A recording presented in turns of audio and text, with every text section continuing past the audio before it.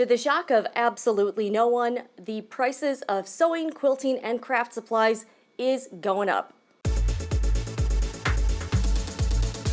Welcome to the Sewing Report. I'm Jen. This channel is all about making sewing and crafts fun and approachable, but we're going to be tackling a more serious topic, and that is the economical effects on the sewing, quilting, and crafts community. You've probably started to notice it already. Some of your favorite items may be going up in price. Maybe it's 50 cents.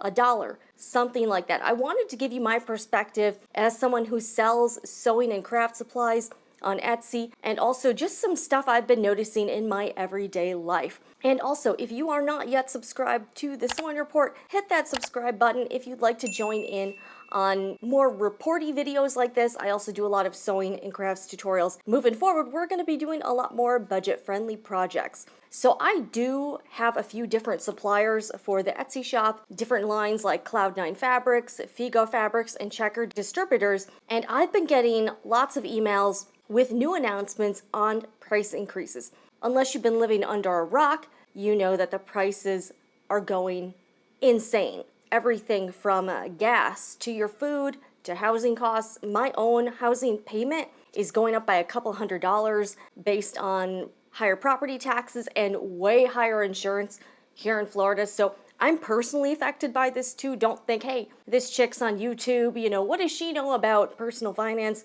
Believe me, I'm feeling it too. Lucky for me, I don't have to drive very much, but if you don't know, I drive a 14-year-old car. So if that gives you any indication on my personal financial situation, I'm not rich, but I've been seeing these emails for months now. Pretty much all of the fabric manufacturers have announced price increases just due to the costs of making the fabric, which I totally understand. Everything costs more, and we've seen a lot of increases in like computer components. There was a shortage of microchips, which I didn't really understand how many products microchips, computer chips are really in. They're in cars, they're in home electronics. People have been having issues getting appliances. I've heard stories about people trying to buy Teslas and they have a year-long wait. And I'm even noticing some weird shortages of household products. For instance, this is one of my favorite things on the planet. They are Clorox Triple Action Dust Wipes. I use these for cleaning all the time. It's a fantastic product. I was trying to buy this the other day to restock, and I noticed that the price,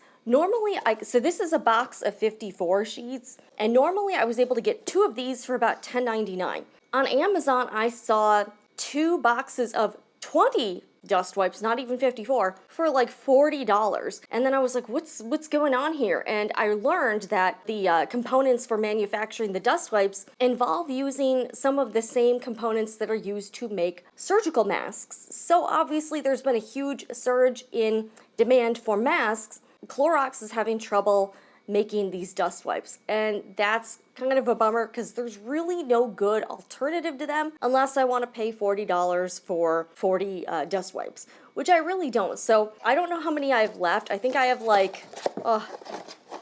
I only have like 10 left, so I don't know what I'm gonna do. And from my standpoint as a small Etsy shop owner, I've been noticing that Checker Distributors, one of the places I buy a lot of my supplies, they have announced price hikes on lots of items, including one of the most popular things in the Sewing Report Etsy shop, the Sew Tights magnetic sewing pins. Now, this is a really great product, and it's one of the more popular ones in the shop, and this item is going up in retail price by $2. I think originally when I started selling these, they retailed for $20. I actually sell them for $19, so I'm trying to kind of be pretty reasonable with the pricing, and now I'm supposed to be selling these for $22. Quite a change. Yeah, if you want these, I would order them while you can.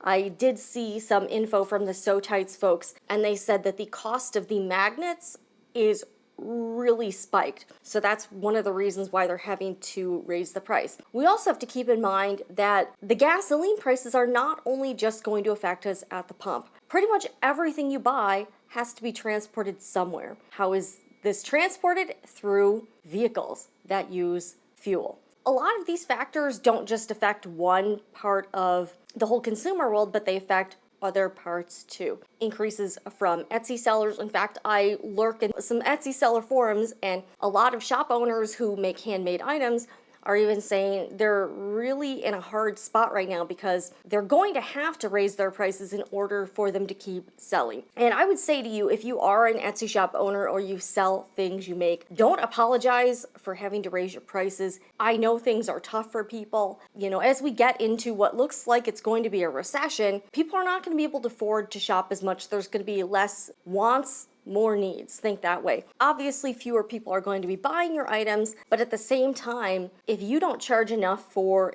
this endeavor to be profitable, you really don't have a business there and you need to cover your expenses. So we're getting into the territory where obviously I think a lot of Etsy sellers will be affected by people just buying less, and also consumers are very price sensitive. I'm a very price sensitive consumer, and I'm even noticing with groceries, things are going up pretty noticeably in my opinion. For instance, I buy these frozen lasagnas. I used to be able to get them for $10. The store brand, now that store brand is always sold out, so I can only get the Stouffer's version, and that is $16. So that's a price increase of $6. I also buy a lot of greens for J-Hop the Rabbit. I will insert a cute clip of her doing something destructive. Cilantro for her used to be 79 cents, now it's 89 cents. I'm seeing a price increase of about 75 cents for certain types of heads of lettuce. We are spending more money for pretty much everything. So I just kind of wanted to talk about this a little bit. Obviously, this is probably no shocker to you at all, but it is something I've definitely been feeling the effects of. I don't know what I'm going to do if my car dies. Really not sure, but the price of a used car, it almost makes more sense to get a new one just because they're not marked up as much. But people are, I've seen the most ridiculous used car posts on Facebook Marketplace. I'm like, $12,000 for a 10-year-old, whatever. I'm like, I don't know. But anyways, down in the comments, if you have any tips for being more frugal with your sewing, quilting, and crafting, I would love to hear them. Let's share our own experiences and let me know what you do to save money. Here moving forward, I am going to be doing more videos on using what you have, being budget friendly, trying to be thrifty, and I really don't want to over push the consumerism stuff. I do sell sewing supplies. They are hopefully very reasonably priced, and I'm really trying myself not to have to raise prices just to an insane amount. We'll see how that goes, but I did want to be transparent. It's probably going to happen. It's happening to everybody, and I just wanted to do a kind of a short video talking about this. I know I haven't uploaded in a little bit. My mom had surgery a few weeks ago. I took a little time to try to she needed some assistance, so I was trying to be there to help her get through that. She's doing great, and I've also been uploading to my other channels, and I also still do work with a local realtor here. So things have been pretty good here, and I would also encourage you, if you are relying on, especially if you are an artist by trade or a crafter by trade, now is the time, I think, to diversify and look for other ways to expand what you're doing, whether it's picking up another source of income. And if you are like a brick and mortar